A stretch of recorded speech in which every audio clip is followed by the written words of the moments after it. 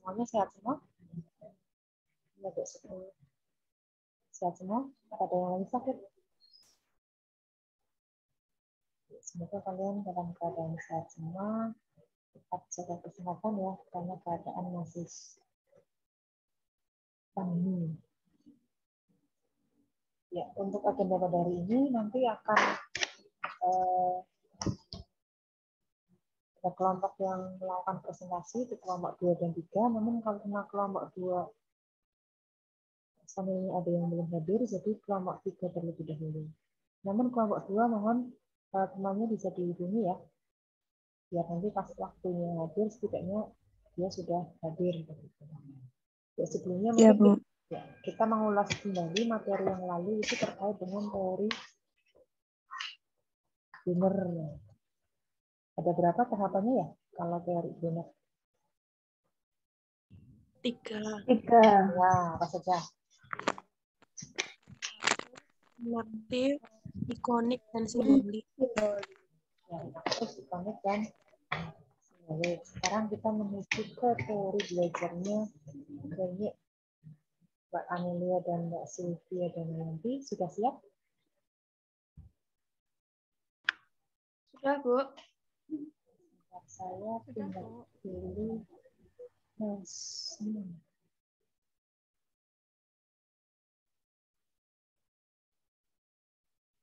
ini yang mau presentasi siapa? Amelia apa Sylvia? Yang mau jadi host? Sylvia, Bu. Sylvia. Sylvia.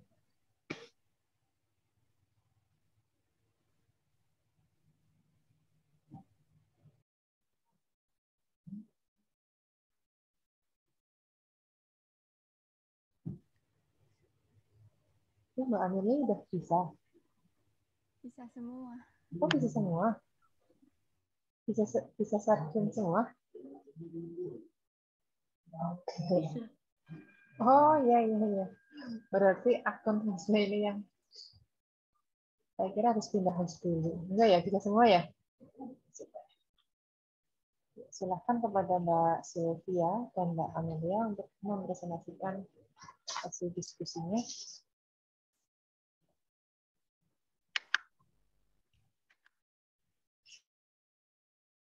Baik, cek suara saya apakah sudah terdengar, Bu? Ya, mantap suaranya. Baik. Assalamualaikum warahmatullahi wabarakatuh. Waalaikumsalam warahmatullahi wabarakatuh. Terima kasih atas waktunya yang telah diberikan kepada kelompok 3. Saya dan Sylvia Damayanti dari kelompok 3 akan membahas tentang teori belajar dari Gagne. Untuk yang pertama yaitu kita akan menyampaikan materi terlebih dahulu dan nanti kita akan membuka tanya jawab. Bagi teman-teman yang ingin bertanya, bisa hand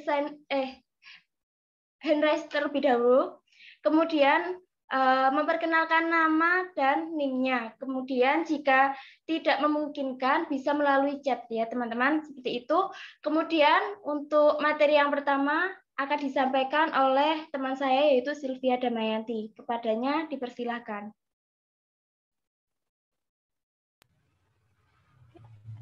Cek, halo, suara saya bisa terdengar ya?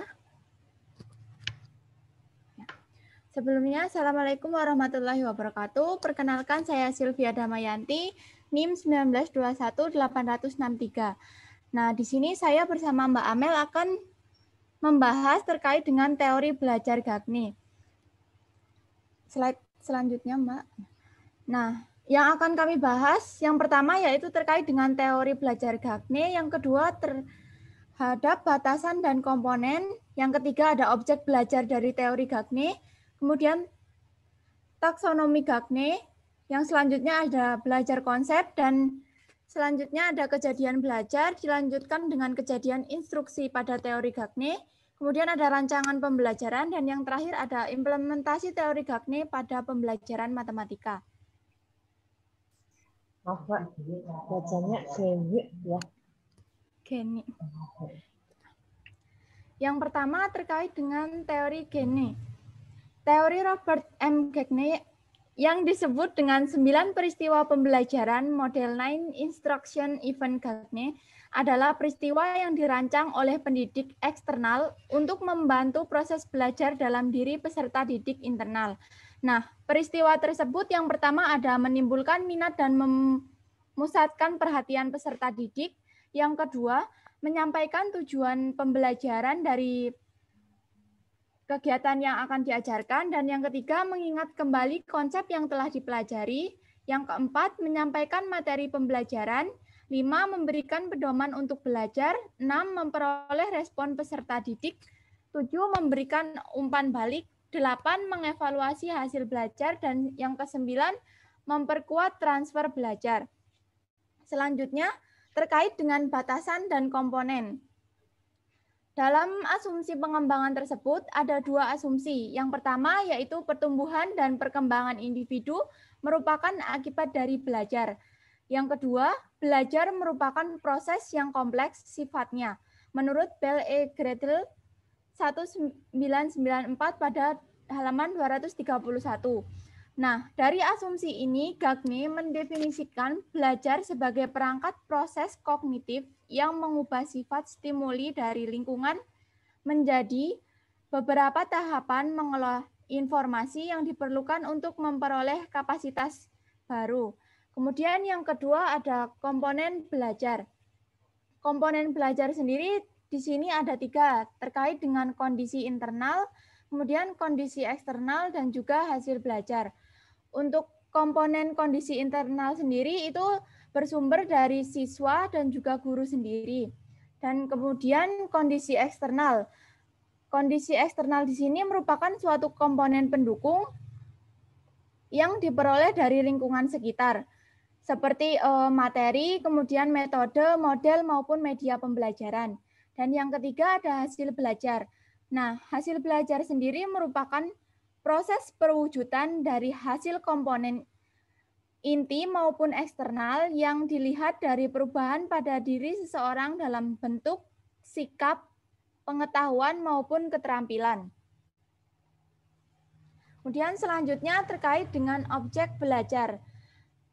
Objek belajar menurut teori Gagne ini ada 2, yaitu objek belajar secara langsung dan juga objek belajar secara tidak langsung. Yang langsung di sini terdapat transfer belajar, kemudian ada kemampuan menyelidiki, yang ketiga ada kemampuan memecahkan masalah, kemudian ada disiplin dan apresiasi. Sedangkan objek belajar secara tidak langsung yaitu ada fakta, keterampilan, konsep, dan prinsip.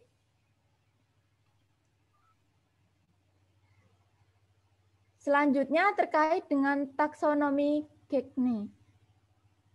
Yang pertama yaitu terkait dengan informasi verbal yang merupakan kemampuan untuk mengkomunikasikan secara lisan atas pengetahuan seseorang. Selanjutnya terkait dengan keterampilan intelektual. Keterampilan intelektual sendiri merupakan kemampuan membedakan, menguasai konsep, aturan, dan memecahkan masalah. Nah, dalam keterampilan intelektual di sini ada beberapa kapabilitas atau tipe belajar dalam kemampuan ini. Yang pertama ada belajar isyarat, kemudian ada stimulus respon, rangkaian gerak, rangkaian verbal, kemudian bagaimana cara membedakan, kemudian pembentukan konsep dan aturan, serta pemecahan masalah. Yang ketiga terkait dengan strategi kognitif. Di sini terkait dengan pengembangan proses berpikir pada siswa. Dan yang keempat, terdapat sikap kapabilitas, kecenderungan untuk merespon secara tepat. Dan yang terakhir ada keterampilan motorik. Keterampilan motorik sendiri terlihat dari segi kecepatan, ketepatan, dan kelancaran pada siswa. Selanjutnya akan dijelaskan oleh Mbak Amel. Ya, selanjutnya kita akan membahas tentang belajar konsep menurut Gagne.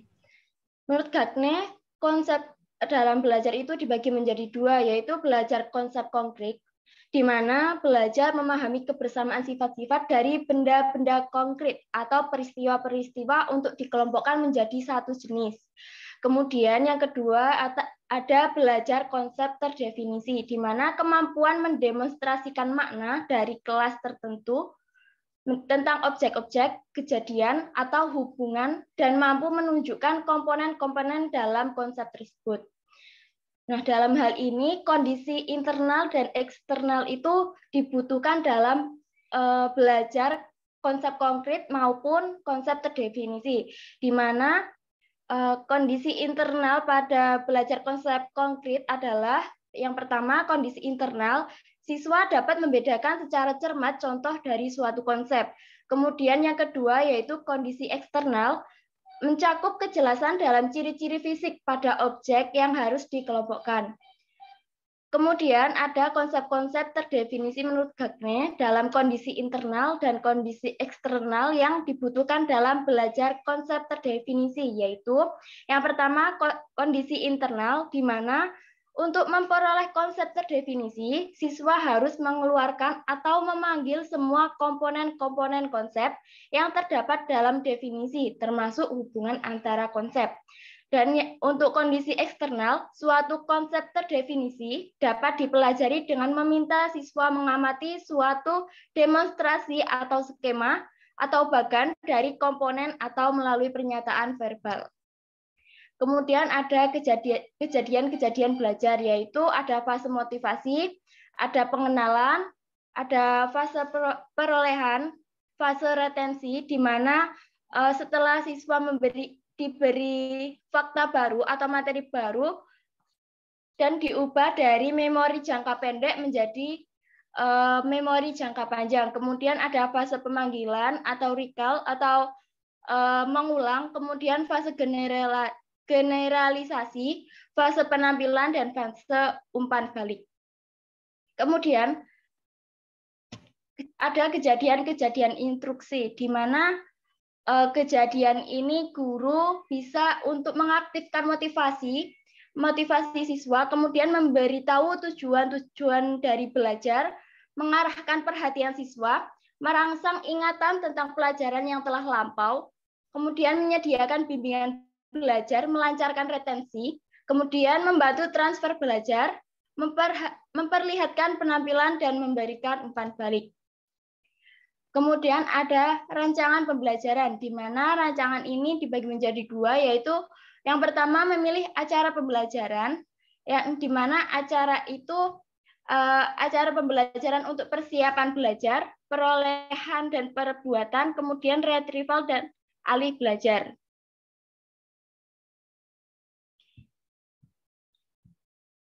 Di mana acara pembelajaran untuk persiapan belajar itu ada menarik perhatian, memberitahu tujuan pembelajaran, dan mendorong siswa untuk mengingat kembali pelajaran sebelumnya. Dan untuk acara pembelajaran untuk perolehan perbuatan, itu ada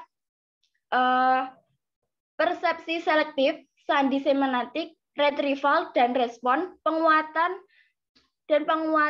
dari materi yang telah disampaikan.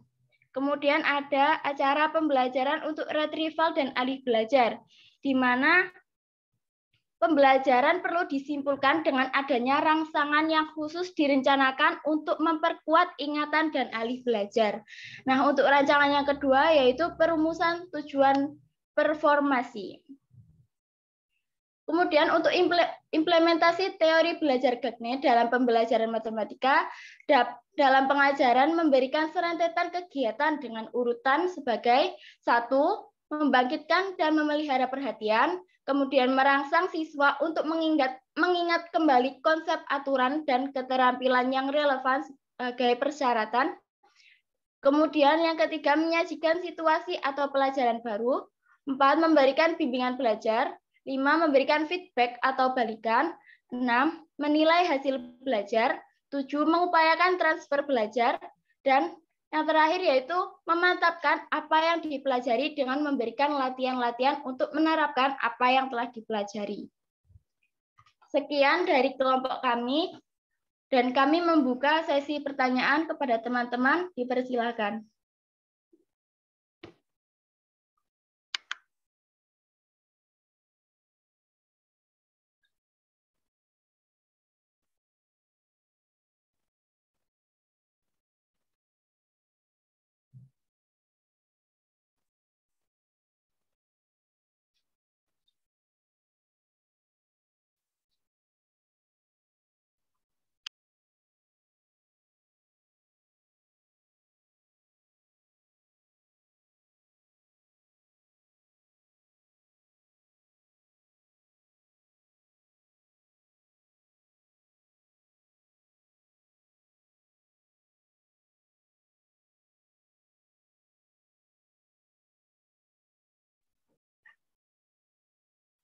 Ya, silakan.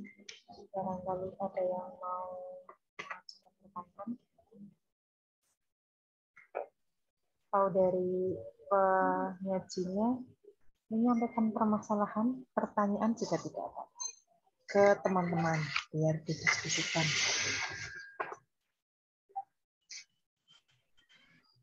Saya izin bertanya. Bu, saya ingin Sebentar ya.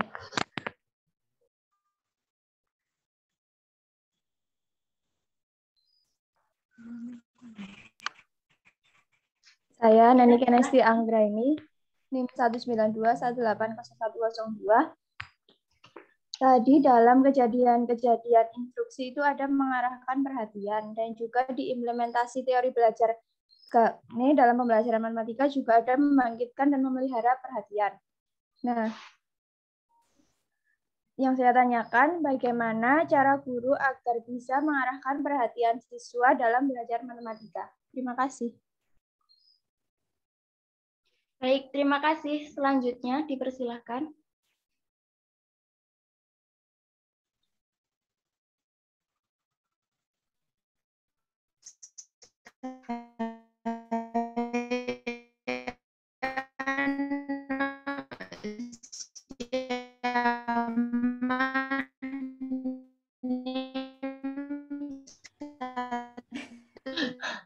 Halo, Mbak. Suaranya terputus-putus. Mbak siapa tahu ini? Oh iya, Mbak Noasiama.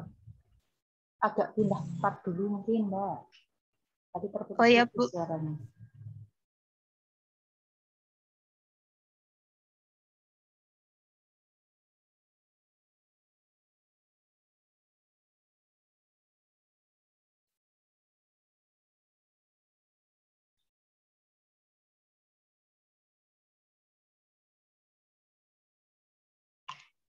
Ya, selanjutnya Mbak Retno bisa menyampaikan pertanyaannya. Baik, sebelumnya perkenalkan dulu, nama saya Retno Merasari dengan NIM 1921824. Nah, di sini bagaimana penerapan teori Gagel di sekolah dasar, tepatnya yaitu di sekolah dasar kelas 9.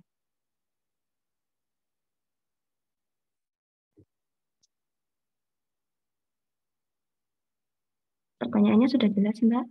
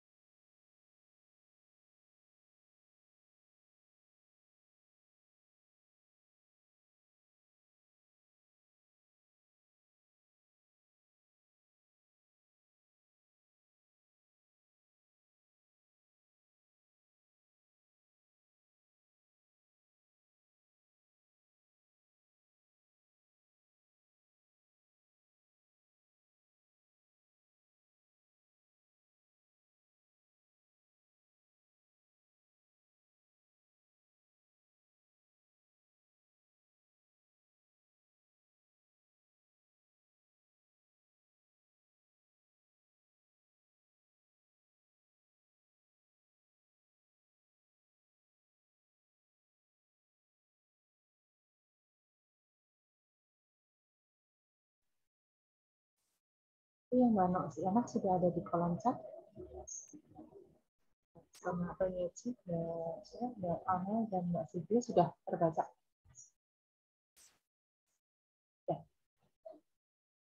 Silakan.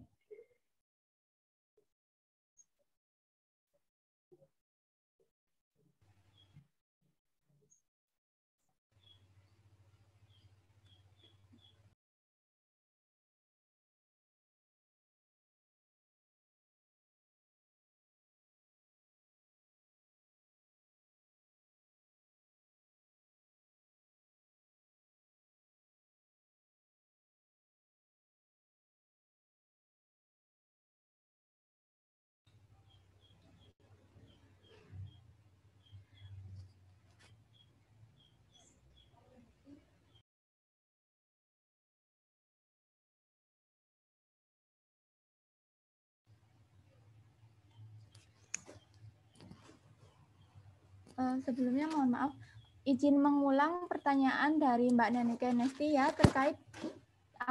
terkait dengan cara guru agar bisa mengarahkan perhatian siswa dalam belajar matematika.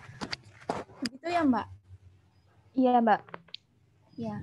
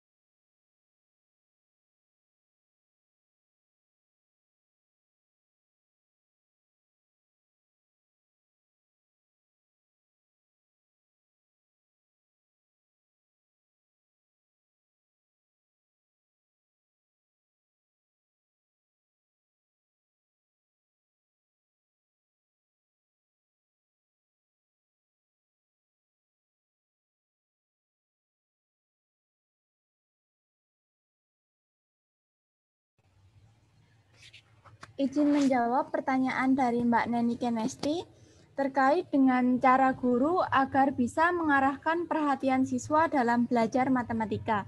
Kalau menurut pendapat saya sendiri yaitu yang pertama terkait dengan cara mengarahkan perhatian siswa dalam belajar sendiri itu bisa dilakukan dengan menarik minat, perhatian dan juga menarik minat perhatian siswanya sendiri terhadap matematika. Nah, bagaimana kita bisa menarik perhatian siswanya sendiri itu yang menjadi PR bagi kita ya terkait dengan penggunaan, kalau menurut saya penggunaan metode, model dan juga variasi pengajaran dalam pembelajaran matematika. Karena anak sekolah dasar biasanya lebih cenderung suka bermain, terutama pada anak sekolah dasar kelas rendah. Nah, dari situ kita bisa memanfaatkan dengan belajar sambil bermain, bukan bermain sambil belajar. Dalam artian, belajar sendiri tidak terlalu serius-serius, karena jika dalam pembelajaran guru mengajar terlalu serius itu terlalu kaku ya, tidak diminati sama siswanya. Jadi tidak menarik perhatian siswa. Nah, hal tersebut kalau misal dari kita sendiri sudah menarik perhatian siswanya itu dapat membuat siswa lebih perhatian terhadap kita dan mengurangi kecenderungan siswa mengantuk atau menimbulkan kurang perhatiannya terhadap pembelajaran matematika. Dan untuk metode, model, dan variasi pembelajaran yang bisa digunakan itu bisa disesuaikan dengan kebutuhan materi yang akan diajarkan. Misalkan pada materi operasi pecahan, nah itu bisa kita menggunakan media konkret seperti penggunaan papan puzzle maupun menggunakan barang-barang konkret agar menarik perhatian siswanya sendiri. Begitu Mbak Neni dari saya, apakah bisa diterima? Mungkin dari Mbak Amel mau menambahkan?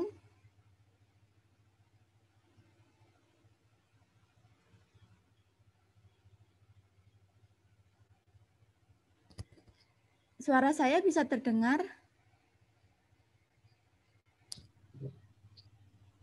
Bisa, Mbak.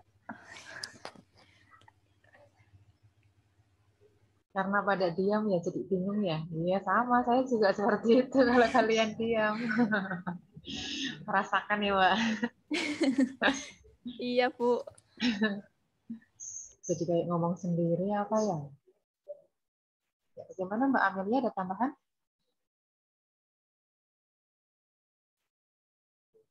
Terkait dengan cara guru dalam mengarahkan siswa juga mata pelajaran matematika.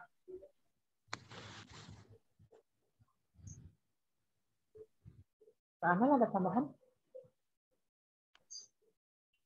Tidak, cukup. Menurut saya cukup. Mungkin ada sanggahan dari Mbak Neni. Mungkin jawabannya kurang pas atau gimana? Kurang memuaskan. Iya, kurang memuaskan.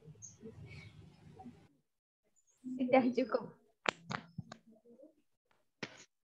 Ya, intinya sih memang lebih ke kreativitasan, kreativitasan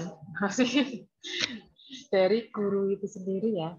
Ketika mengajar itu seperti apa gaya mengajarnya, media yang dibawa apa, terutama kalau untuk anak usia sekolah dasar itu kan kalau sesuai dengan teorinya Piaget itu kan masih dalam tahap operasional konkret. Untuk perkembangan kognitifnya otomatis dengan adanya pedoman teori Piaget tersebut, ya ketika mengajarkan masih membutuhkan media-media pembelajaran, alat-alat peraga, atau masih meminta siswa untuk beraktivitas, berkegiatan, pembelajaran langsung atau eksperimen atau yang lainnya. Jadi juga tepat sekali sudah menambahkan mungkin model permainan ya, apalagi mungkin seperti itu bisa jadikan alternatif untuk mengarahkan siswa supaya mungkin tidak takut pada mata pelajaran matematika atau tidak bosan pada matematika seperti itu. Ubah suasananya menjadi lebih menyenangkan. Itu permainan juga pas sekali. Otomatis kalau permainan ya sebelumnya dari guru tersebut mempersiapkan permainannya mau seperti apa. Kalau misalkan permainan online seperti ini, maksudnya pembelajaran via Zoom seperti ini, mau seperti apa? Bisa dengan kalau Zoom itu menggunakan hoax apa ya? Permainan fakta dan hoax gitu. Kalau permainan fakta dan hoax itu dalam penerapannya misalkan kalian ya, misalkan saya gurunya, kalian siswanya. Saya meminta kalian untuk menyiapkan satu lembar kertas, kemudian spidol seperti itu. Kemudian dari siswanya diminta untuk menuliskan 3 kata, yang 2 fakta, yang 1 itu bukan fakta. Nanti bisa ditampilkan di layar, nanti teman yang lain diminta untuk menjawab. Misalkan Mbak Kemesti, kira-kira nanti yang fakta yang mana? Mbak Retno coba jawab. Yang fakta nomor 2 sama nomor 3 misalkan. Betul atau tidak? Nanti saling diskusi. Kalau betul, kenapa betul? Alasannya apa? Kalau salah, alasannya apa? Itu kalau pembelajaran online. Tapi kalau pembelajaran yang luring itu lebih mudah lagi ya. Banyak permainan-permainan terkait dengan pembelajaran kalau luring. Bisa apa ya?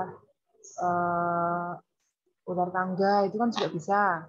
Permainan ular tangga atau monopoli itu bisa diaplikasikan. Isinya materi-materi terkait dengan matematika. Seperti itu. Kemudian metodenya juga pasti itu menjadi pilihan, menggunakan metode, model, strategi pendekatan yang seperti apa, sesuaikan dengan karakteristik siswa sekolah dasar dan materinya. Jadi tidak asal memilih metode pembelajaran atau model pembelajaran, sesuaikan dulu kira-kira dengan karakteristik anak yang seperti ini, yang pasif misalkan, apakah cocok dengan model pembelajaran yang dipilih. Jadi memang harus membutuhkan persiapan yang matang ketika akan mengajar. Itu mungkin tambahannya Mbak Neni Kemesti. Silahkan para penyaji untuk melanjutkan. Mbak Amel dan Mbak Sylvia.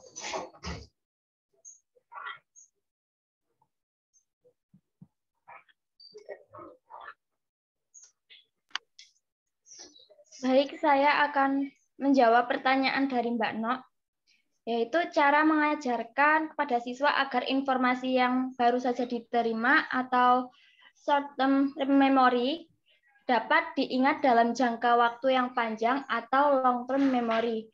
Nah, kita bisa menggunakan proses yang pertama, yaitu setelah kita memberikan fakta atau materi baru kepada siswa, kemudian fakta baru itu masuk ke dalam short term memory, di mana memori jangka pendek ini hanya diterima 10-15 detik saja oleh siswa.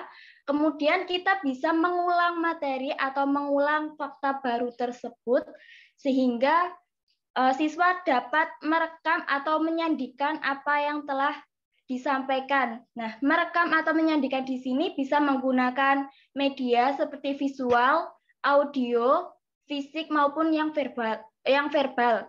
Kemudian setelah fase merekam atau menyandikan fakta yang telah diberikan, bisa disimpan oleh sel-sel otak atau memori menuju ke long term memory atau memori jangka panjang. Nah, setelah menyimpan fakta atau materi tersebut, maka ada proses mengingat, yaitu mempertahankan meski materi tersebut tidak diulang atau tidak dibutuhkan oleh siswa pada saat itu. Seperti itu, Mbak Nok. Mungkin ada pertanyaan atau kurang jelas?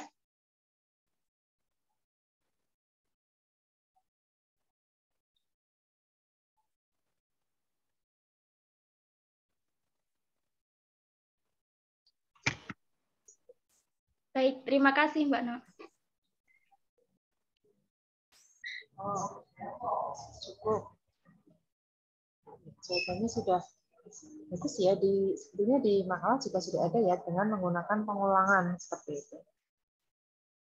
Ya, bagus sekali dengan menggunakan pengulangan, karena kadang ketika mengajar di SD ya, ibaratnya baru menyampaikan, kadang anak udah lupa seperti itu. Jadi memang perlu diulang-ulang. Namun mungkin bisa ditambahkan dengan supaya pengetahuannya masuk ke jangka panjang itu, ada sebuah teori yang mengatakan bahwa ketika kita mengajar hanya atau siswa diminta untuk membaca saja atau diminta untuk menyimak saja, itu biasanya hanya diingatnya hanya 10% sampai 20%. Begitu. Jadi kalau mereka hanya membaca, menyimak, mendengarkan, itu hanya 10 sampai 20%. Kemudian kalau ada gambarnya, ada videonya, berarti kan ada visualisasinya. Itu bisa sampai 30%. Gitu. Jadi dengan adanya tambahan media pembelajaran tersebut, ternyata menambah daya ingat terkait dengan pengetahuan baru yang sedang dipelajari. Kemudian kalau ternyata dengan adanya diskusi, tadi sudah ada gambar ya, gambar kemudian didiskusikan, kemudian ada apa ya, ada menyajikan, mempresentasikan seperti itu, jadi kan dia sedang mencari materi secara mandiri, namun tetap ada bimbingan dari gurunya, kemudian didiskusikan, dia juga ikut terlibat, berpendapat, kemudian misalkan menyanggah, bertanya, itu juga bisa menambah daya ingat. Karena apa? Karena dia melakukan kegiatan bertanya, melakukan diskusi seperti itu. Jadi apa yang dia sampaikan otomatis kan akan lebih diingat dibanding dia hanya mendengar saja. Begitu. Itu bisa sampai 50%. Namun kalau tidak ya itu tadi hanya 10 sampai 20%. Makanya kalau kalian belajarnya hanya membaca saja, menyimak, itu akan lebih mudah lupa dibandingkan ketika kalian belajarnya ada gambarnya, ada videonya seperti itu. Mungkin kalau misalkan pembelajarannya dengan siswanya bereksperimen, melakukan kegiatan sesuai dengan materi, otomatis kalau seperti ini disesuaikan dengan materi pembelajarannya ya. Apakah materi pembelajarannya bisa dipraktekkan, dieksperimenkan, begitu, ada alat peraganya, ada kegiatannya, bisa, itu akan lebih meningkatkan daya ingat, bisa sampai 90%. Gitu.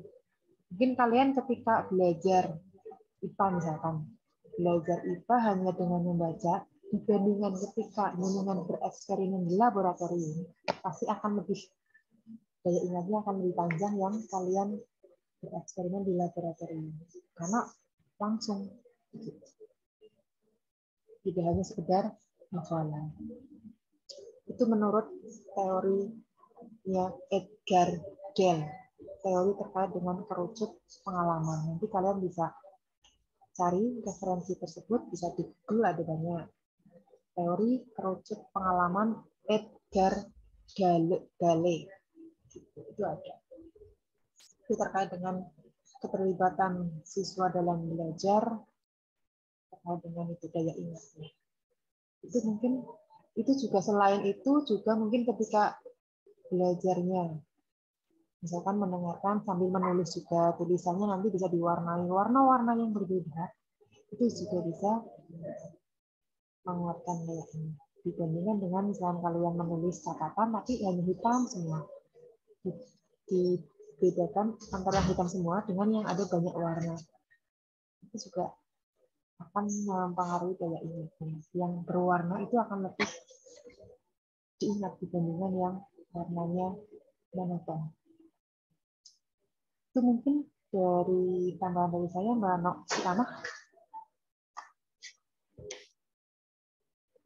Kemudian yang terakhir, Mbak Retno, silakan dari penyaji.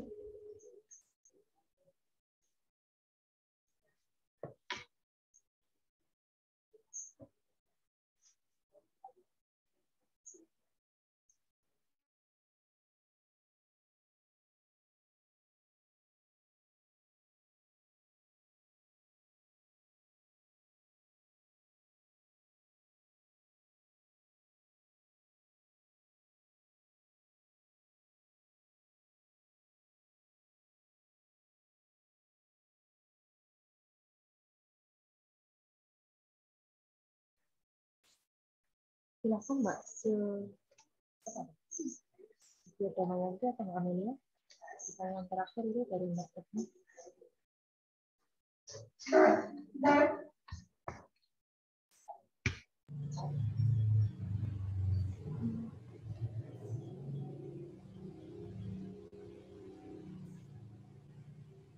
Izin menjawab terkait pertanyaan dari Mbak Retno.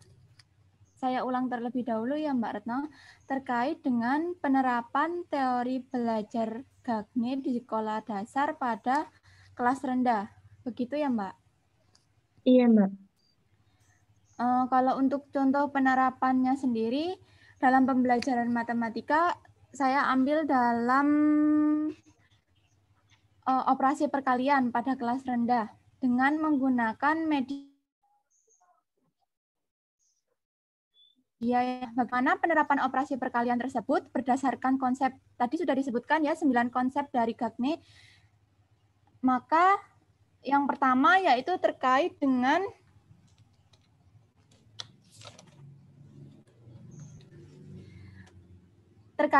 memelihara perhatian atau mendapat perhatian dari siswa.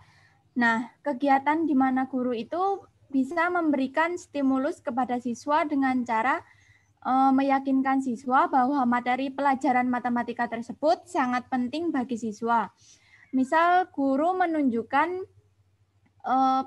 perkalian angka 4 menggunakan media konkret seperti pensil. Nah, itu bagaimana caranya perkalian tersebut menggunakan media konkret pensil. Kemudian yang kedua terkait dengan menjelaskan tujuan yang akan dicapai pada kegiatan. Nah, di sini guru memberitahu siswa agar tujuan pembelajaran sehingga siswa sendiri mengetahui tujuan dari materi pembelajaran yang akan dipelajari. Contohnya tadi terkait dengan operasi perkalian. Nah, guru bisa menjelaskan terkait dengan tujuan diadakannya pembelajaran operasi perkalian itu apa saja. Kemudian yang ketiga terkait dengan mengingat kembali atau mengulas kegiatan pembelajaran sebelumnya. Nah, ini bisa dilakukan dengan cara melakukan atau memberikan pertanyaan tentang materi operasi perkalian. Contohnya menanyakan hasil perkalian yang sudah tadi dijelaskan terkait dengan perkalian angka 4. Nah, itu bisa diterapkan. Kemudian selanjutnya yang tahap keempat yaitu memberikan definisi atau stimulus. Nah, itu bisa dilakukan dengan cara menyajikan materi pembelajaran secara menarik dan menantang sehingga siswa tertarik untuk mengikuti pembelajaran tersebut. Contohnya, kita bisa membagi siswa dalam kelompok-kelompok kecil dan memberikan pertanyaan, kemudian setelah berdiskusi, guru memberikan pertanyaan dan dibahas bersama-sama. Dilanjut, tahap kelima yaitu menyediakan bimbingan belajar. Nah, di sini guru memberikan bimbingan kepada siswa supaya siswa dapat memahami materi yang dibahas. Kalau dalam proses perhitungan perkalian yang diberikan guru sebelumnya, pada tahap ini siswa bisa diminta untuk menghitung sambil guru menuliskan hasil papan ditulis. Kemudian yang keenam, tahap keenam yaitu menunjukkan hasil yang telah dipelajari dalam kegiatan pembelajaran. Nah, ini bisa diterapkan dengan cara siswa diminta menyebutkan apa yang telah dipelajari sebelumnya. Kemudian yang ketujuh, terkait dengan memberikan umpan balik. Nah, umpan balik di sini maksudnya yaitu memberikan informasi tentang tingkat kebenaran yang telah dicapai oleh siswa. Pada tahap ini, guru bisa memberitahu kepada siswa terkait dengan hasil belajarnya yang sebelumnya sudah dikerjakan. Itu benar atau salah. Kemudian yang ke-8 yaitu tahap memberikan kesempatan kepada murid atau mengetahui apakah siswa telah benar menguasai materi pembelajaran dengan memberikan soal. Nah, ini bisa dilakukan dengan soal evaluasi, bisa melalui lisan maupun melalui tes tertulis. Kemudian yang terakhir yaitu memperkuat transfer belajar. Nah, di sini maksudnya memindahkan kemampuan belajar ke ingatan jangka panjang dengan cara mengulas kegiatan belajar yang telah berlangsung. Itu bisa diterapkan dengan tadi yang sudah dijelaskan Mbak Amel sebelumnya itu terkait bagaimana kita merangsang kemampuan siswa mengenai materi yang sudah dibahas sebelumnya. Nah, itu misal bisa dilakukan dengan cara merangkum materi. Mungkin dengan cara lain mungkin bisa mengajak siswa untuk memecahkan masalah terkait dengan operasi perkalian dengan mungkin bisa diterapkan menggunakan model pembelajaran yang menggunakan jari itu yang nggak bisa deh, 6 perkalian ke atas itu bisa menggunakan konsep metode yang menggunakan jari. Begitu jawaban dari saya, Mbak Retno, apakah bisa diterima? Iya, bisa Mbak. Terima kasih Mbak Siti. Ya, sama-sama.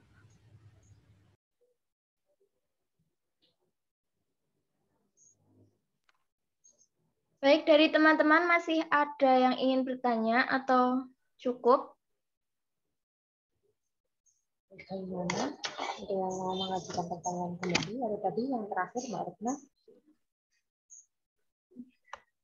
Kalau yang tadi Mbak Retno mungkin kalau tambahan dari saya ya, dilihat dari kejadian-kejadian belajar yang dari Ganya itu kan ada 8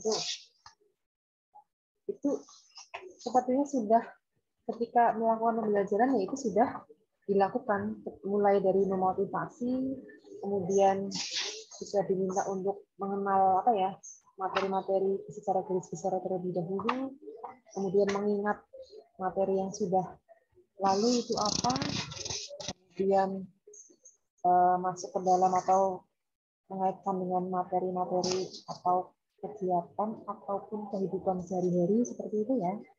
Dengan materi itu kaitannya bagaimana. Dan terakhir ada umpan balik, itu sudah jelas. Jadi harus ada umpan balik.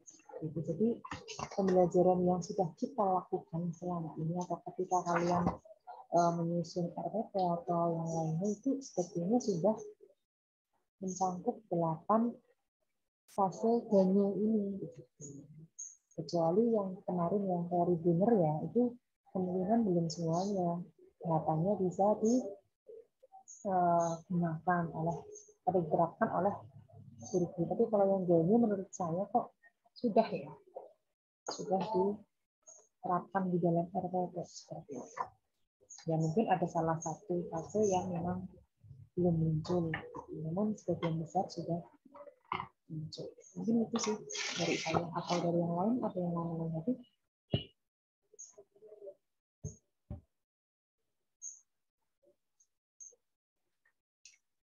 Enggak.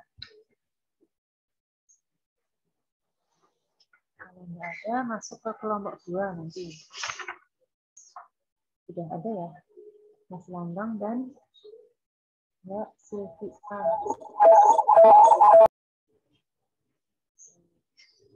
Sudah?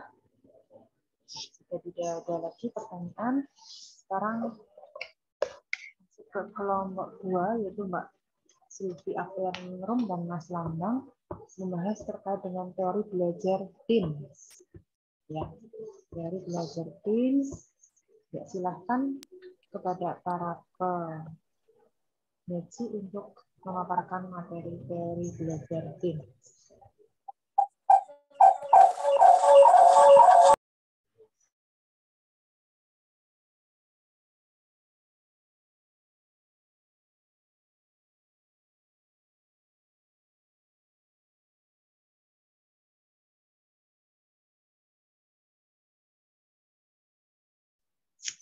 Assalamualaikum warahmatullahi wabarakatuh.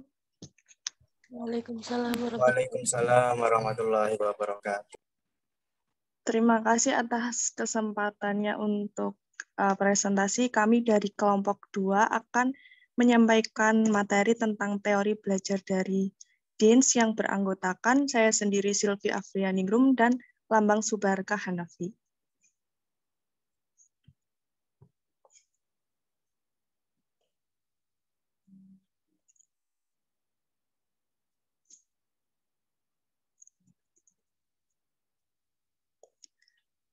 Zoltan P. Deans merupakan guru matematika. Menurut beliau, matematika itu harus disajikan dengan cara yang menyenangkan, karena beliau memandang bahwa matematika itu pelajaran yang mudah, tetapi pada saat anak-anak itu tahu berkenalan dengan matematika dan mempelajari matematika secara dalam, itu menurutnya menjadi sulit.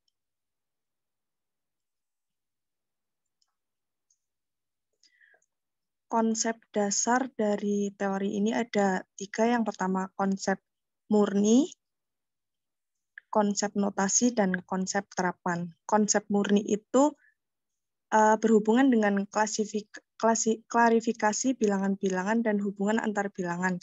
Dan sepenuhnya itu bebas dari cara bagaimana bilangan-bilangan itu disajikan. Terus konsep notasi yaitu konsep tentang bilangan dan pengelompokannya. Misalnya lambang jumlah untuk menyatakan jumlah dan menggunakan bilang 6, 4, 6 untuk menyatakan bahwa 6 adalah ratusan, ditambah 4 puluhan, dan ditambah 6 satuan. Yang ketiga, konsep terapan. Penerapan dari konsep matematika murni dan notasi untuk menyelesaikan masalah dalam matematika dan dalam bilangan-bilangan yang berhubungan panjang, luas, volume adalah konsep matematika terapan. Konsep terapan hendaknya diberikan kepada siswa setelah mempelajari konsep matematika murni dan notasi sebagai prasyarat. Jadi, untuk mengajarkan konsep terapan itu harus mengajarkan konsep murni dan notasi terlebih dahulu. Jadi, ketika konsep ini tidak boleh untuk dibolak-balik. Harus diajarkan secara urut. Tahapan belajar Dins itu ada 6. Yang pertama, permainan bebas. Pada tahap permainan bebas, itu adalah tahap yang paling awal dari proses belajar anak. Pada tahap ini, anak bermain tanpa diarahkan dengan menggunakan benda-benda konkret. Misalnya, anak diberikan sekumpulan buah-buahan, lalu anak belajar untuk memanipulasi atau mengotak-atik buah-buahan tersebut. Bisa dengan mengelompokkan jenis atau ukurannya. Bisa juga dengan mengelompokkan menurut menyusunnya menjadi berjajar ataupun melingkar. Disinilah pertama kali anak belajar konsep matematika dengan mengenali susunan letak, kesamaan, perbedaan dari benda-benda konkret yang ada di sekelilingnya. Yang kedua ada permainan beraturan, yaitu tahap mulai mengamati pola dan keteraturan pada suatu konsep. Misalnya, permainan maju mundur untuk mengenal konsep bilangan bulat, permainan berdiri berbaris membentuk lingkaran untuk mengenal konsep lingkaran, atau permainan mengumpulkan benda-benda bentuk segitiga dan sekumpulan benda-benda geometri. Terus yang ketiga ada permainan kesamaan sifat. Pada tahap ini, anak mulai diarahkan pada kegiatan yang mereka ikuti. Anak mulai belajar membuat pola, keteraturan, dan sifat bersama yang dimiliki dari model-model yang disajikan. Misalnya, membedakan antara bilangan genap dan ganjil dengan cara membagi bilangan tersebut dengan bilangan 2. Kemudian menyimpulkan bahwa misal 32 adalah bilangan genap dan 65 adalah bilangan ganjil. Contoh lainnya yaitu pada materi bentuk segitiga. Anak menyimpulkan bahwa segitiga adalah benda yang sisinya lurus dan ada 3 buah. Titik sudutnya juga ada 3 buah. Dari situ kan anak bisa membedakan mana yang segitiga dan mana yang bukan. Yang keempat ada permainan representasi. Pada tahap ini, anak belajar tentang cara menjelaskan atau membuat pernyataan tentang sifat-sifat yang ditemukan pada tahap ketiga. Bisa dalam bentuk gambar, diagram, atau lewat kata-kata atau kalimat. Misalnya 32 bilangan genap. Karena apa? Karena bilangan 32 itu bisa dibagi 2 dan hasilnya adalah 0. Demikian pula dengan bilangan lainnya. Contoh lain adalah menjelaskan lewat gambar tentang bangun-bangun yang dan bukan termasuk segitiga. Misalnya, kenapa itu disebut dengan segitiga karena dia memiliki 3 sisi. Kenapa kok yang lain bukan segitiga? Misalnya karena dia punya 3 sisi atau punya lebih dari 3 sisi. Gitu. Yang kelima ada permainan dengan simbolisasi. Tahap ini merupakan kelanjutan dari tahap 4 yang dimana anak menjelaskan apa yang mereka ketahui lewat simbol matematika yang sesuai. Misalnya, bilangan genap dinyatakan dengan 2n dan bilangan ganjil dengan bentuk 2n - 1. Anak juga dapat menjelaskan n adalah sembarangan bilangan asli. Pada contoh lain, anak dapat memberi nama segitiga dibuat sesuai dengan titik sudutnya. Misalnya dalam segitiga itu dikasih nama, oh ini titik A, titik B, titik C, seperti itu. Yang keenam ada permainan formalisasi. Belajar menyatakan kesimpulan yang didapat dengan bahasa formal.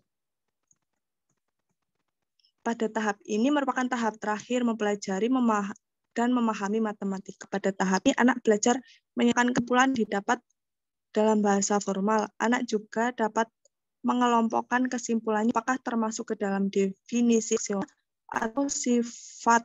Dengan demikian artinya sudah dapat memahami matematika sebagai suatu struktur yang utuh beserta hubungan konsepnya. Misalnya, jika A adalah bilangan genap, maka A kuadrat juga bilangan bulat atau sifat bahwa jumlah sudut dalam segitiga adalah 180 derajat.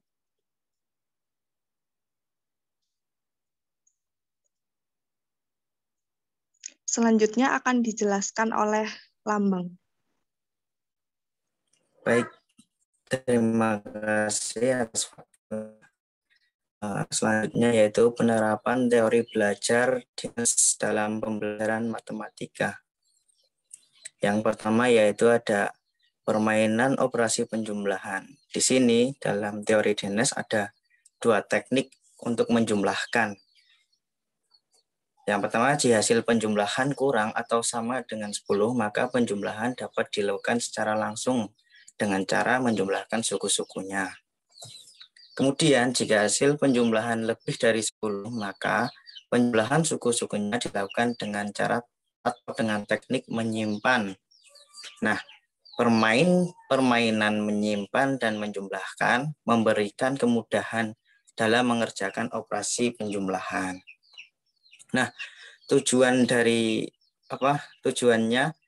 memperlihatkan bentuk nyata penjumlahan dengan teknik menyimpan sekaligus menjelaskan langkah-langkah sistematis penyelesaian kalimat penjumlahan. Nah, langkah-langkahnya sebagai berikut. Yang pertama, dengan misal ini contoh menyediakan kantong kain atau kantong plastik atau kantong yang lain terserah, kemudian sediakan kartu kecil merah untuk puluhan dan kartu kecil putih untuk satuan misal. Kemudian meminta anak untuk mengerjakan misal soalnya 19 ditambah 27. Nah, mintalah anak menyatukan 9 dan 7 buah kartu putih dan mintalah untuk menghitung jumlahnya. Nah, nanti kan jawabannya 16. Nah, setelah itu mintalah anak untuk menggantikan 10 kartu putih dari 16 kartu putih dengan 1 kartu merah. Nah, kemudian mintalah anak untuk masukkan kartu merah tersebut ke kantong puluhan dan masukkan sisa 6 kartu putih ke kantong satuan. Nah, setelah itu mintalah anak menghitung total kartu merah, yaitu misal 1 ditambah 2 ditambah 1, jadinya 4. Nah, terangkanlah bahwa nilai 4 kartu merah tersebut adalah 40. Mintalah anak untuk menjumlahkan hasilnya, yaitu berarti 40 ditambah 6, hasilnya 46. Itu salah satu contoh dari permainan operasi penjumlahan. Kemudian permainan operasi pengurangan. Nah, untuk permainan operasi pengurangan, permainan berikut ini untuk memudahkan anak belajar operasi pengurangan dengan jam sama seperti tadi, dengan permainan menukar dan mengurangkannya itu. Kemudian permainan operasi perkalian, misalnya dengan permainan namanya permen perkalian gitu. Yang penting kan biar menarik siswa, atau kemudian tujuannya untuk menjelaskan makna itu dari suatu perkalian tersebut. Nah, langkah-langkah permainannya seperti ini. Misal, berikan masing-masing 2 buah permen kepada 3 siswa atau 3 anak. Nah, kemudian guru menanyakan berapakah jumlah total permen yang telah diberikan kepada ketiga anak tersebut. Kemudian guru menerangkan bahwasannya hasilnya merupakan perkalian dari 2 dengan 3, yaitu 6. Kemudian permainan operasi pembagian. Nah, permainan berikut ini untuk mempermudah anak main operasi pembagian dengan cara yaitu seperti tadi, berarti permen pembagian. Tujuannya sama, untuk menjelaskan makna dari suatu pembagian tersebut. Nah, langkah-langkahnya itu yang pertama, guru memperlihatkan 6 permen di tangan. Kemudian bagikan secara merata 3 permen kepada anak-anak tersebut. Dibagi 3-3. Setelah itu guru mencoba menanyakan berapa anakkah yang mendapatkan permen itu, kan otomatis 2. Nah, itu salah satu dari contoh permainan operasi pembagian. Selanjutnya, next.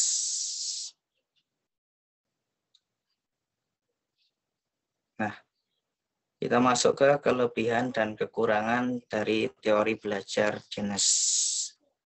Ada beberapa kelebihan dan kekurangan teori belajar Dennis, antara lain yang pertama itu siswa lebih memahami konsep dengan benar. karena siswa secara sadar itu menggunakan benda-benda yang nyata atau konkret. Itu. Kemudian belajar menjadi lebih hidup dan menyenangkan, tidak bosan. Itu karena pembelajaran yang diterapkan oleh teori Dennis itu menggunakan konsep atau cara belajar dengan cara permainan. Tentu siswa di usia segitu mesti lebih menyukai terhadap permainan. Kemudian siswa lebih aktif karena dominasi gurunya itu menjadi berkurang. Kalau bermain kan otomatis siswanya yang bergerak, maksudnya yang berpikir, itu gurunya itu lebih tidak mendominasi, jadi itu siswa lebih aktif. Kemudian konsep lebih mengakar karena siswa membuktikannya sendiri. Tentu konsep lebih dapat dipahami karena siswa melakukan permainan sendiri, nah praktik sendiri. Terus ya itu jadinya apa yang ditangkap siswa itu lebih matang, lebih mengakar karena melakukan sendiri. Kemudian siswa dapat menerapkan ke dalam situasi yang lain.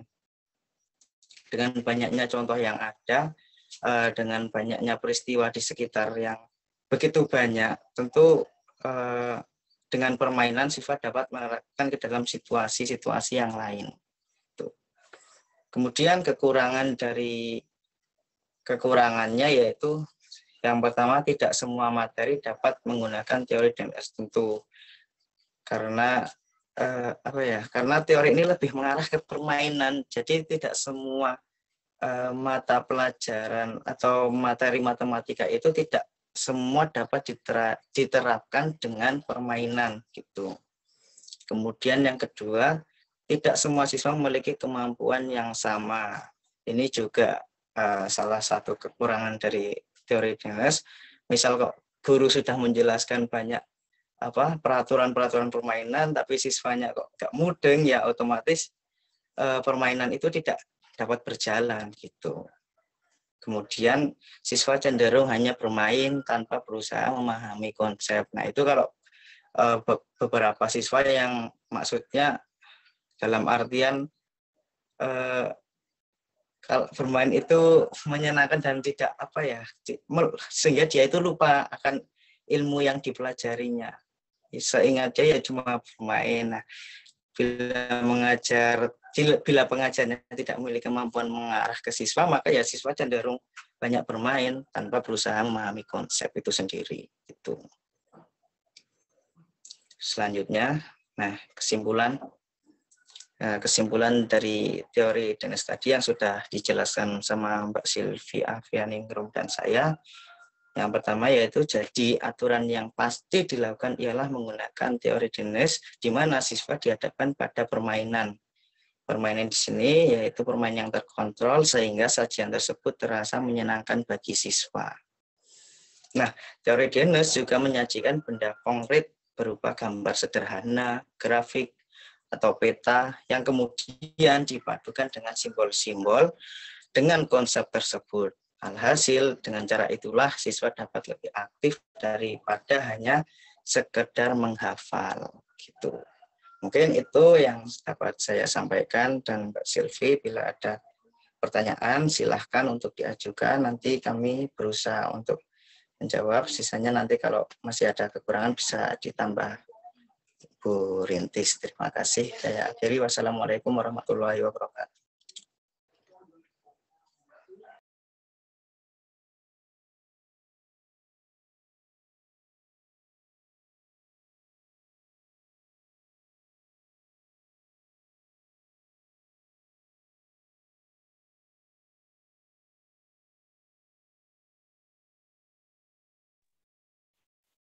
Silakan teman-teman. Mau yang sudah bertanya lagi jika tidak apa-apa, atau yang lainnya tadi yang belum mengajukan pertanyaan, mau mencoba bertanya juga tidak apa-apa. Tidak usah takut salah ya. Bertanya kan berarti sedang menanyakan hal-hal yang ingin diketahui lebih dalam.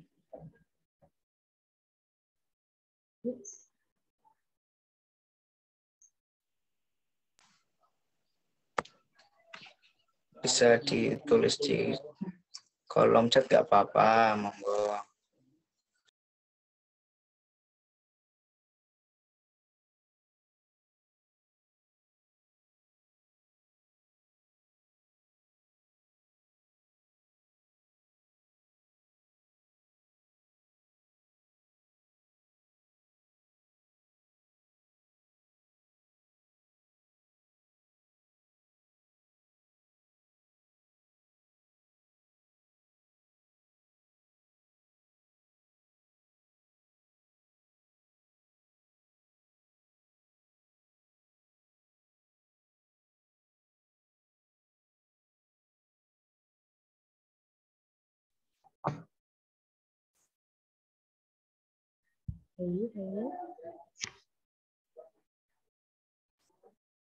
Bingung buat pertanyaan.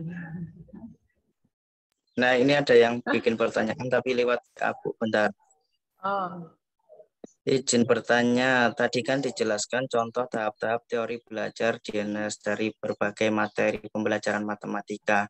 Nah, coba berikan contoh tahap-tahap teori DNS dalam satu materi saja. Maksudnya berarti memberikan contoh dari masing-masing tahap gitu ya, bentar. Nah, salah satu yang pertama itu ada permainan bebas atau free play gitu.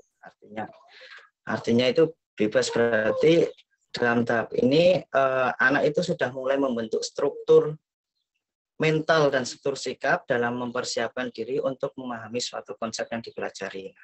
Misalnya yang permainan bebas ini dengan permainan blok logic.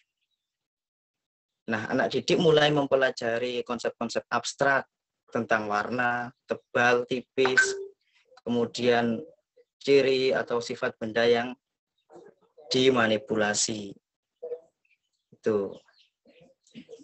Kemudian contoh tahap permainan yang kedua yaitu atau games. Nah, contohnya dengan blok logic tadi, anak diberi kegiatan untuk membentuk kelompok bangun yang tipis atau yang berwarna merah, kemudian membentuk kelompok benda berbentuk segitiga atau yang tebal, dan sebagainya. Dalam membentuk kelompok bangun yang tipis atau yang merah, timbullah suatu pengalaman terhadap konsep tipis dan merah, serta timbul penolakan terhadap bangun yang tipis, tebal, atau tidak merah, atau biru misal, atau hijau, kuning gitu. Kemudian contoh dari permainan kesamaan sifat itu berarti untuk melatih dalam mencari kesamaan sifat ini ya guru mengarahkan mereka dengan menstranslasikan kesamaan struktur dari bentuk permainan lain. Nah, translasi ini tentu tidak boleh sifat-sifat abstrak yang ada dalam permainan semula. Contohnya kegiatan yang diberikan dengan permainan biologi tadi yaitu anak dihadapkan pada kelompok persegi dan persegi panjang yang tebal. Kemudian anak diminta mengidentifikasi sifat-sifat yang sama dari benda-benda dalam kelompok tersebut atau anggota kelompok tersebut. Kemudian permainan selanjutnya yaitu permainan representasi. Contoh dari kegiatan tersebut yaitu anak dianjurkan untuk menemukan banyak diagonal poligon, misal segi 23 dengan pendekatan indukatif gitu. Kemudian permainan dengan simbolisasi sebagai contoh dari kegiatan mencari banyaknya diagonal dengan pendekatan induktif tersebut dengan berikut menentukan rumusnya banyak diagonal suatu poligon yang digeneralisasikan dari pola yang didapat anak atau dengan simbol gitu, simbol matematika melalui perumusan verbal. Kemudian permainan dengan formalisasi. Contoh dalam tahap ini siswa dituntut untuk mengurutkan sifat-sifat konsep dan kemudian merumuskan sifat-sifat baru konsep tersebut. Nah, sebagai contoh, siswa telah mengenal dasar-dasar dalam struktur matematika seperti aksioma, kemudian harus mampu merumuskan teorema dalam arti membuktikan teorema tersebut. Nah, itu mungkin beberapa jawaban dari saya atas pertanyaan dari Mbak Zulfi terkait contoh dari tahap-tahap permainan. Itu mungkin ada kekurangan atau kurang puas, silakan bisa ditanggapi.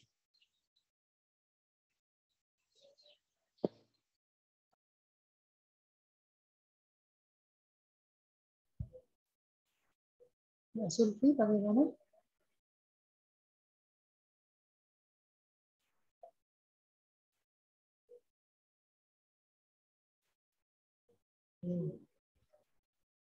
Itu saya tambahkan nanti saja ya. Ini ada pertanyaan lagi, satu di chat Mas Lambang dan Mbak Zulfi, silahkan dibacakan dan dijawab dulu.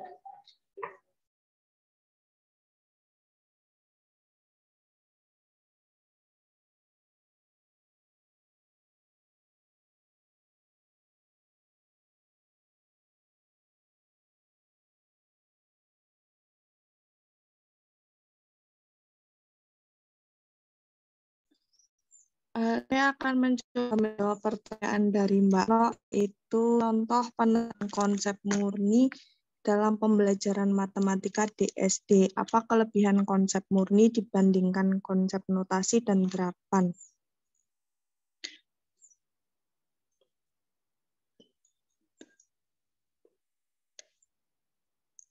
Konsep matematika murni itu berhubungan dengan klasifikasi bilangan-bilangan dan hubungan antar bilangan dan sepenuhnya bebas bagaimana bilangan-bilangan itu disajikan. Nah, konsep matematika murni itu misalnya ENAM itu adalah 6, 8, angka 8, kemudian Romawi dari 12. Nah, itu kan semua itu adalah bilangan genap walaupun cara menyajikannya itu dengan angka yang berbeda. Sebenarnya konsep murni, konsep notasi, dan konsep terapan itu harus disajikan secara urutan. Kalau misalkan tidak, jika dibalik, nanti para siswa akan bingung untuk menghafal pola-pola bagaimana memanipulasi simbol-simbol tanpa pemahaman konsep matematika murni yang mendasarinya.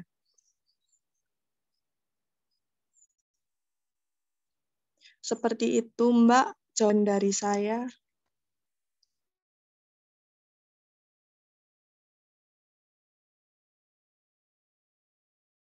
Bagaimana Mbak No?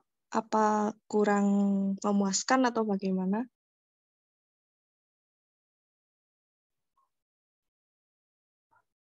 Mas Lambang mau menambahkan ke teman-teman yang lain.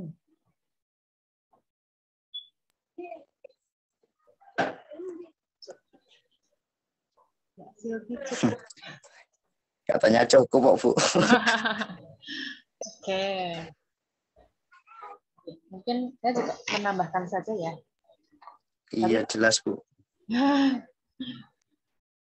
Untuk tadi pertanyaan yang pertama dari Mbak Zulfi terkait dengan penerapan teori BINS ya, teori permainan itu dalam pembelajaran matematika. Tapi yang disampaikan Mas Lambang sudah betul. Mungkin saya mencontohkan yang lainnya ya.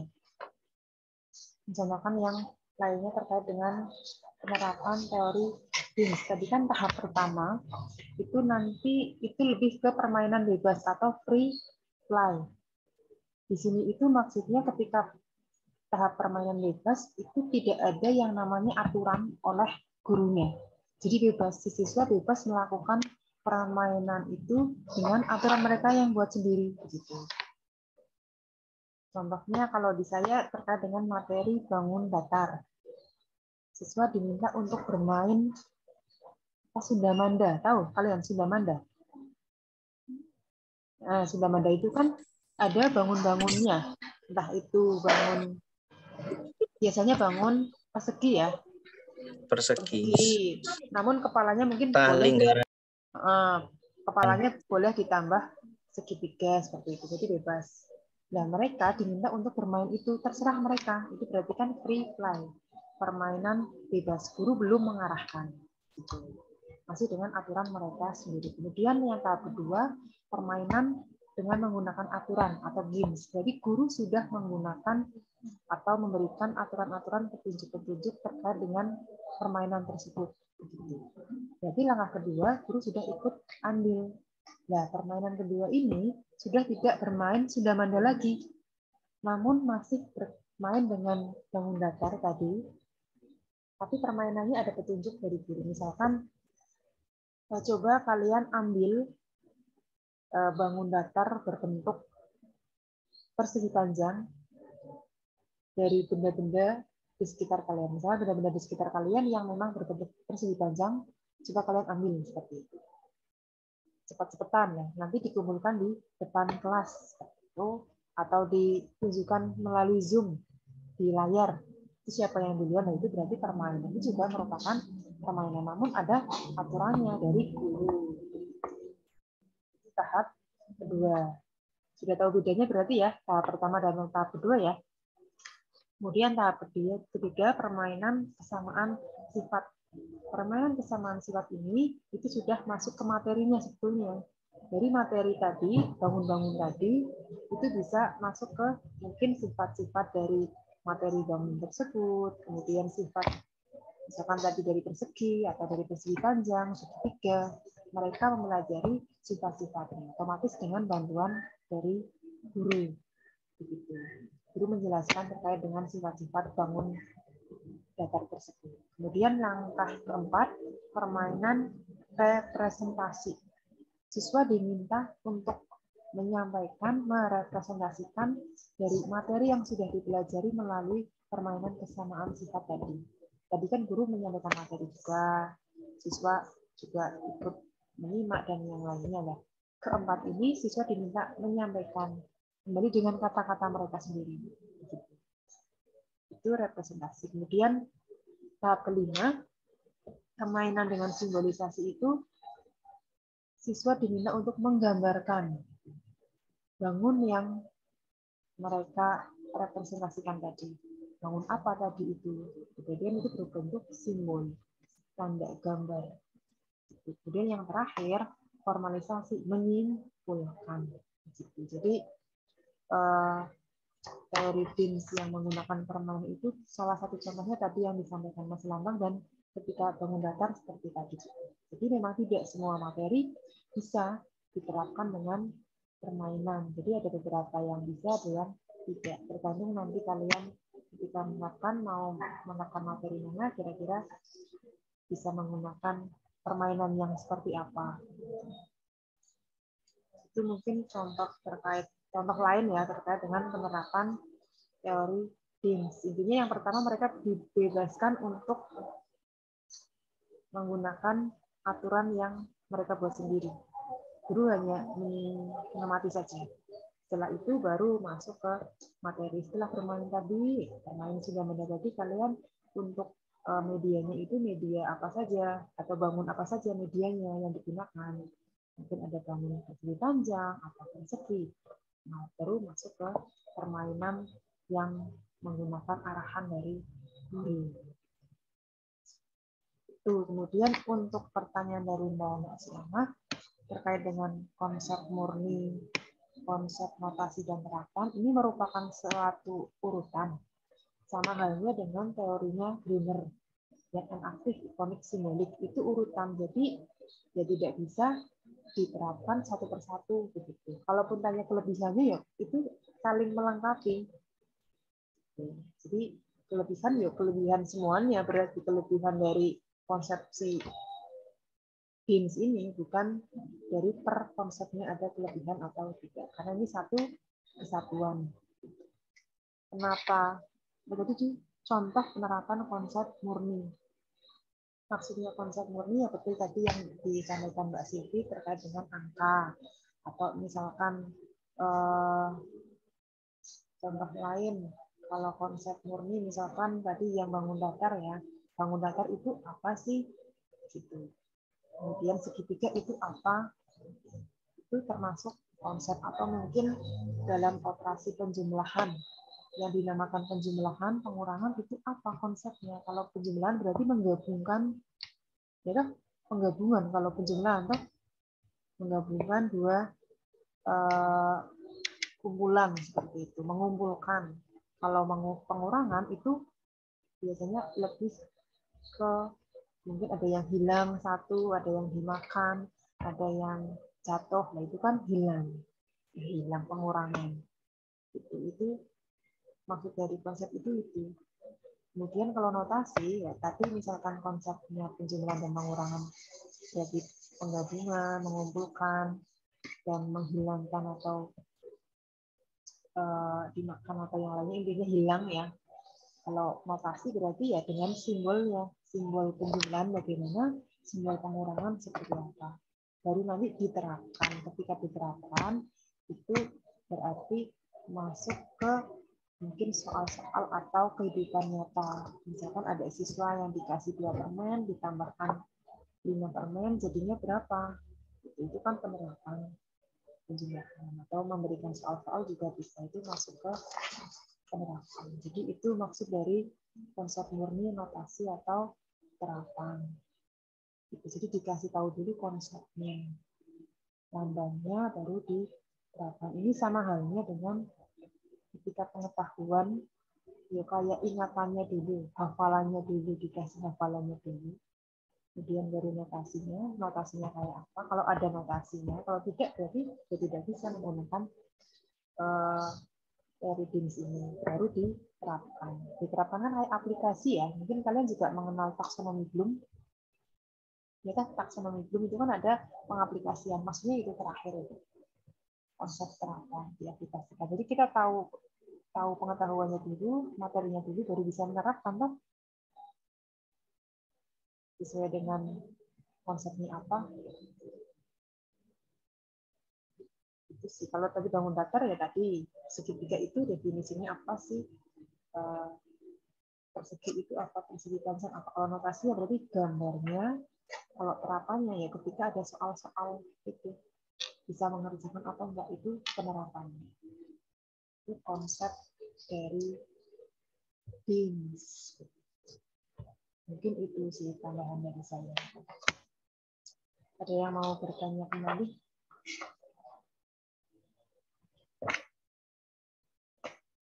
Ya.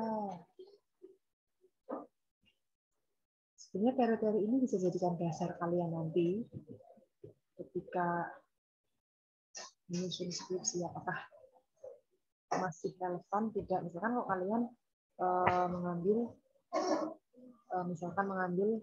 metode permainan, nah nanti teori BIMS bisa dimasukkan di bab 2 itu. Karena teori di bab 2 kan mengkaji teori dasarnya dari teori BIMS. Ada lagi yang mau bertanya? Sudah nyicil buat judul-judul atau belum? Buat apa, Bu? Nyicil buat judul atau belum? Judul artikel? Ya. Belum. Nanti ya, nunggu deadline ya. Oh.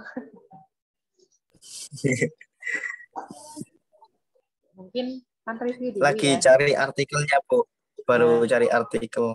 Ya, buat contoh-contoh. Terus itu yang kemudian direview gitu, Bu, satu ya, artikel itu.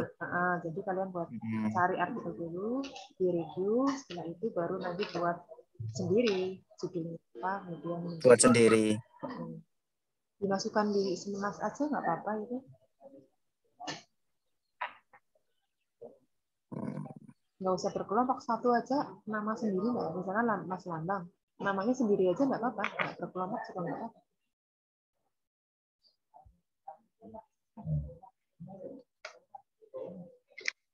Di UMB kan yang bulan Mei kan ada Seminas PGSD sama Seminas Matematika. Dilihat harganya aja, murah mana. Murah PGSD. Karena itu kan Seminas kan jelas lolosnya ya. Nek jurnal kan nggak mesti jurnal. Dan lebih murah Seminas juga. di bawah 100. Kalau jurnal itu bisa sampai 200, 300. Mungkin itu aja, ikut Simas PTSD aja. Udah jelas maksudnya. Tinggal kalian submit tuh buat artikelnya, kalian tetap dibimbingan dengan saya, nanti diikutkan. Nanti buktinya ya untuk nilai itu ya artikelnya. Jadi artikel itu tetap dikumpulkan ke saya, yuk kalian submit juga ke panitia simulasi. Gitu.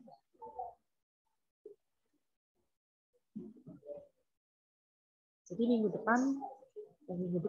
ini ya, semoga saya Jumat bisa tidak ada agenda lain lagi. Berarti 2 kelompok lagi ya. Kelompoknya Van Hill, Mbak Neni Tri sama Ais. Dengan Neni Tri Ais. Dan kelompok dan kelompok selanjutnya Mbak Laila, Neni Kenesi sama Tira. Iya. Iya, Bu. Nah, berarti 2 kelompok itu ya. 2 kelompok tersebut mohon dipersiapkan.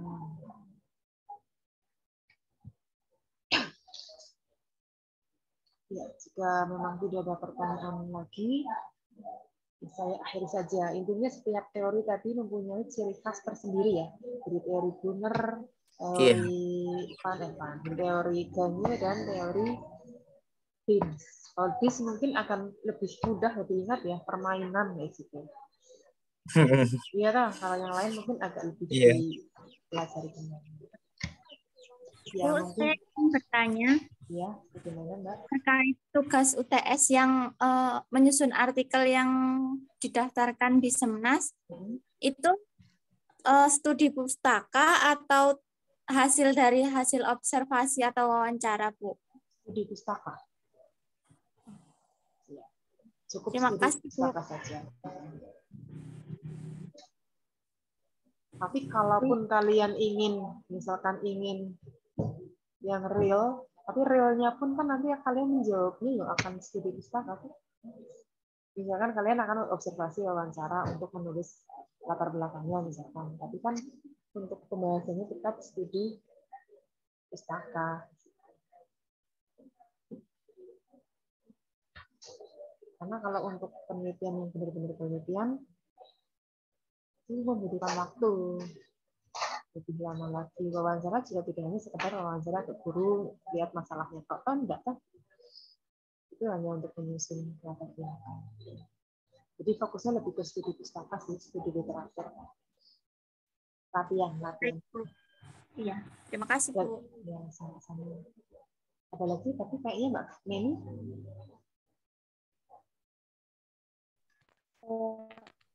Bertanya, Bu. Ya, bagaimana? Untuk judulnya itu berarti sesuai topik yang dari Semnasnya itu ya, Bu? Ya, judulnya sesuaikan itu juga. Kan dari pengembangan lain juga suruh ikut Semnas, Bu. Oh gitu. Nah, terus itu gimana, Bu? Milih salah satu atau gimana? Enggak, di sana diwajibkan. Iya, jadi di sana kayaknya kelompok kalau nggak salah, Bu. Jadi kelompok. Iya, kan yang misal kita ambilnya ada yang IPA itu kan sama IPS. Nah, kalau matematika kan di sini mandiri. Kalau yang di sebelah kan kelompok. Nah, misal kalau semua yang di kelompok IPS itu buatnya sendiri-sendiri, berarti besok presentasinya 2 gitu, Bu. Enggak. Sebetulnya kalau sampai kemarin saya usul sih ke panitia, jangan sampai ada 2 nama yang double. Jadi evaluasi dari tahun kemarin kan banyak itu yang double-double. Misalkan nama Mbak Neni di artikel itu ada, di sini ada, kecuali kalau yang di satunya jadi anggota, satunya jadi ketua, ya nggak apa-apa lah ya. Tapi nek jadi ketua semua itu kurang apa ya? Etika ilmiahnya itu kurang. Jadi kalau memang dari mata kuliah yang lain benar-benar sudah diwajibkan masuk ke PGSD, Semnas PGSD, berarti yang saya jangan di Semnas PGSD. Gitu. Namun minimal nanti artikelnya dulu, artikelnya di bimbingan saya. Kalau misalkan nanti ada seminar lagi atau jurnal yang sedang buka, nanti coba saya masukkan. Gitu. Saya share ke kalian biar kalian mencoba memasukkan, minimal kalian submit, tidak harus terbit dulu. Mencoba latihan submit dulu. Gitu.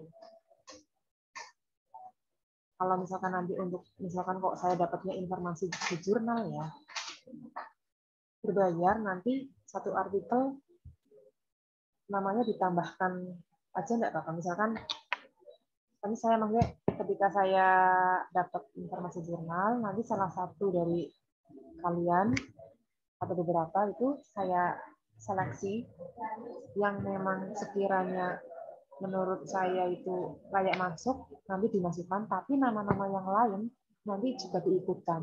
Paham enggak? Jadi walaupun kalian buat semuanya, namun akan saya seleksi. Tapi bagi yang artikel tidak saya pilih, itu namanya tetap dimasukkan di artikel yang teman kalian terpilih oleh saya. Gitu. Maksud Bu? Iya, gitu. Jadi tetap buat semua.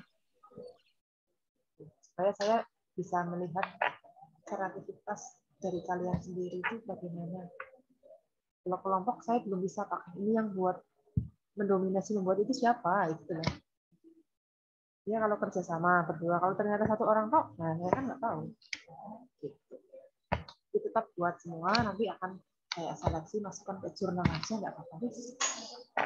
Nanti bisa iuran bareng-bareng. Bisa masuk 4 nama juga nggak apa-apa. 4 nama harganya 200, kan 50 ribuan. Atau saya carikan yang gratis. Gitu aja ya. Berarti tidak jadi di semas. Nanti akan saya carikan saja. Yang penting kalian buat artikel itu sebagai bukan formalitas, tapi syarat nilai UTS. Jadi nanti untuk yang jurnal masuk ke jurnalnya itu tambahan. Saya harus mencari dulu, berarti saya harus mencari jurnal mana yang sedang menerima. Berarti deadline dari artikel itu ya berarti ketika UTS. Deadline mengumpulkan artikel berarti pas jadwal UTS. UTS berarti pertemuan ke-8. Sekarang pertemuan berapa ini? 3. Ketiga. Nah, minggu yang itu Jumat ini berarti keempat. Gitu? 5, 6, 7, 8. Ya, pas pertemuan 8, kalian kumpulkan artikelnya. Setelah kalian kumpulkan, saya seleksi mana yang kira-kira dimasukkan. Kalau semuanya masuk, ya kalau pas gratis nggak apa-apa ya. Ya berbayar kan mending beberapa aja, nanti teman yang lain dimasukkan. Gitu aja. Paham? Paham, Bu. Ada yang mau bertanya lagi? Berarti untuk temanya bebas ya, Bu? Oh ya, bebas. Karena nggak jadi ke. Kecuali di sini ada yang mata kuliah satunya kok tidak diwajibkan, misalkan ya. Dia masuk 11 aja nggak apa-apa. Jadi teman yang lain tak carikan jurnal aja. 11 lain yang memang harganya ya tidak sama, nah, harganya hampir sama dengan 11 UGSD, tapi 11 agak jarang. Begitu?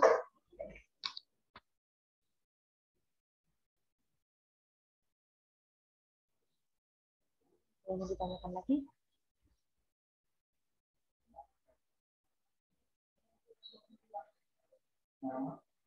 Tidak ada. Oke. Kalau tidak ada, saya akhiri ya.